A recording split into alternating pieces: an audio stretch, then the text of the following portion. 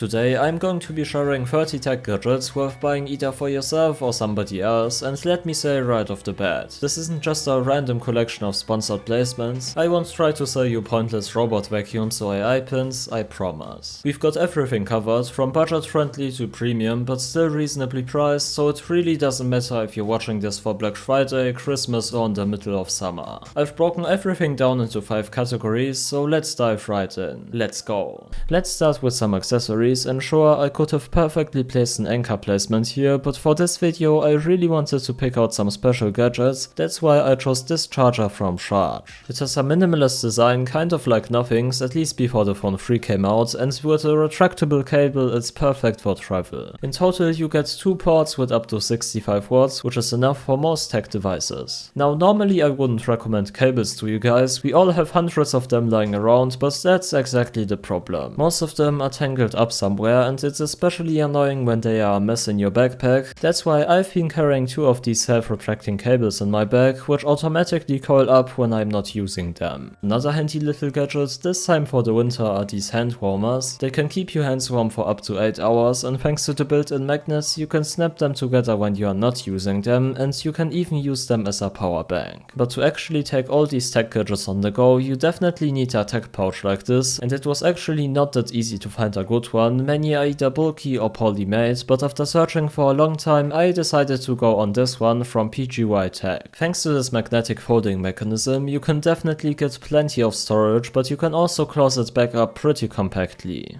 It has tiny pockets for everything, from charging cables to SD cards, and the build quality is solid, so great value for the money. But let's move on to one of my favorite categories, desk accessories. I've gathered quite a bit here, including some products you haven't already seen in 100 other videos. Let's start with a classic, the BenQ monitor bar. Pretty much every YouTuber has one on their monitor, but somehow no one has ever really explained what it's actually useful for, besides looking good. Especially now in winter, when it feels like it gets dark at 4 PM already, the Halo 2 basically becomes my main light source in the room, because I'm not a fan of cranking the ceiling lights to 100%. What's also very practical is the automatic on and off function, because honestly I would be a little too lazy to constantly turn the lamp on and off myself. Overall, this indirect light is much more comfortable for working over long periods, and I'm really happy with it. You've already seen my mouse and keyboard. Let's start with the MX Master 4, because I actually cannot recommend it. I already did a full 30-day review on it, but to summarize, if you want a good new mouse, get the MX Master 3S. The 4 is definitely not worth the extra $50, unless you want the white one, then you have to go for the 4. However, when I'm on the go, I like the Microsoft Arc. It's basically a better Magic Mouse, it feels much more premium in terms of build quality, and its foldable design makes it perfect for travel.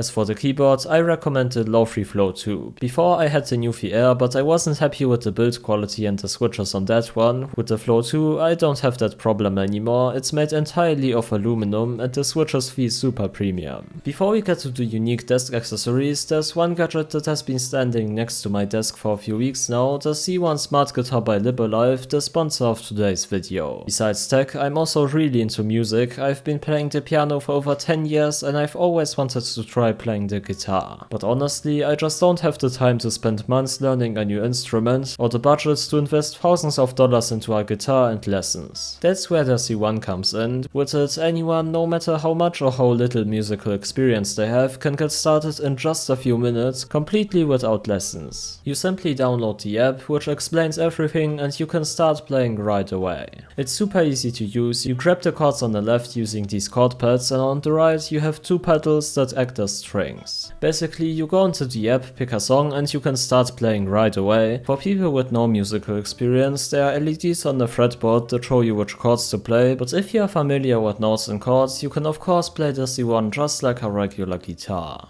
If needed, you can even activate the built-in drum machine to accompany the songs. It sounds something like this.